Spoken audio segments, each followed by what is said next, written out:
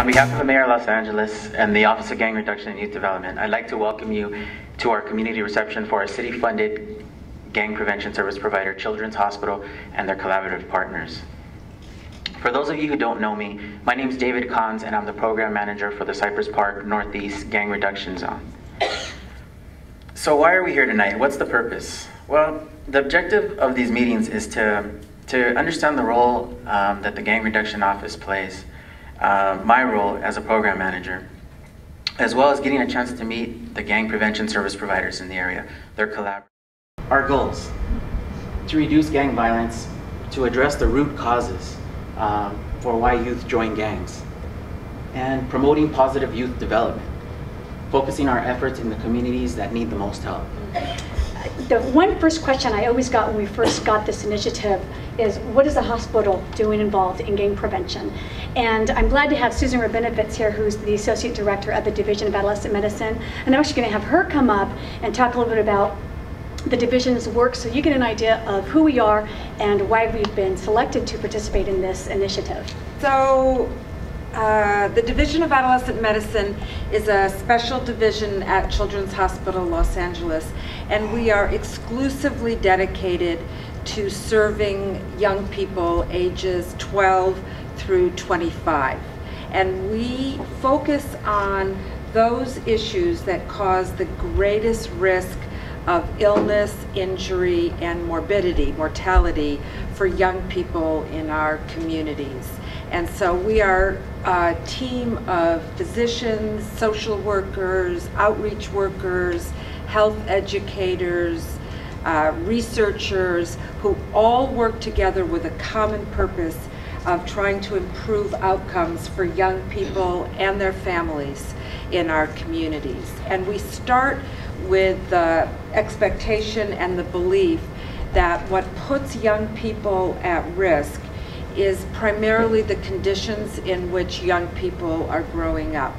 So even though parents sometimes feel like it's bad kids or it's their children's fault, or agencies and schools sometimes feel like it's the parents' fault, and sometimes people feel like it's the police's fault or it's the school's fault, when you really look at what is it that puts young people at risk and sets them up for joining gangs or using drugs or getting pregnant early or getting HIV, the real issues are that teens are growing up in communities that are impoverished, that don't have adequate resources in them, that there aren't sort of supports in communities that families need in order to raise healthy kids. In our culture in the United States today, we've become disconnected from each other, and we have problems of racism and discrimination where different groups of people in our communities don't trust one another, don't work together. We've really lost a sense of community, and when you put that together in overcrowded urban areas without enough services, and now, you know, without enough jobs, without enough job training programs, without opportunities for young people to become successful and to really feel like they're productive and contributing and connected to their community, you've got a situation where young people are at risk, and we're at risk for bad outcomes. We are focusing on youth who reside in this zone, reside in or actually are present in this zone today. It's very hard, but so well. But partly is one of the things we're trying to really emphasize with our providers is that even though it says present in the zone, one of the challenges we have is we're actually trying to get providers to focus on the youth that actually live inside the zone, because that's where the majority of our services are going to be. They're going to be more accessible and available to those families. And then determine eligibility, and then select the youth if they get further assessment. Sometimes when we get a referral, it doesn't necessarily mean the youth's going to qualify to be in the program. Again, the strict criteria and the most unsuccessful, I think, projects are projects that don't target on the youth who really need the service. We really need to target the program for youth who really need the service. So the services we're going to provide, particularly for the Northeast and Cypress Park area, is individual intensive case management with youth. Youth will be assigned a case manager. We kind of see this model of having a caring, loving adult in a young person's life. We believe that has a significant impact on a young person's life. And it may sound somewhat foo-foo, but really a caring, loving adult is really important in these young people's lives. They don't have a lot of positive role models. They've been rejected by adults their entire lives. And so we actually come in knowing that, and we meet them where they are. Because we're not just doing something because it sounds good. We're doing something because it's worked and we've had good outcomes as a result of it. It also helps you hold us accountable as a community to make sure that what we're doing is working. It's going to be intensively evaluated. It also holds us accountable to ourselves because we want to make sure what we're doing is working in this community. And the way to begin a program is to sort of present the whole thing. I'm enjoying hearing the whole thing.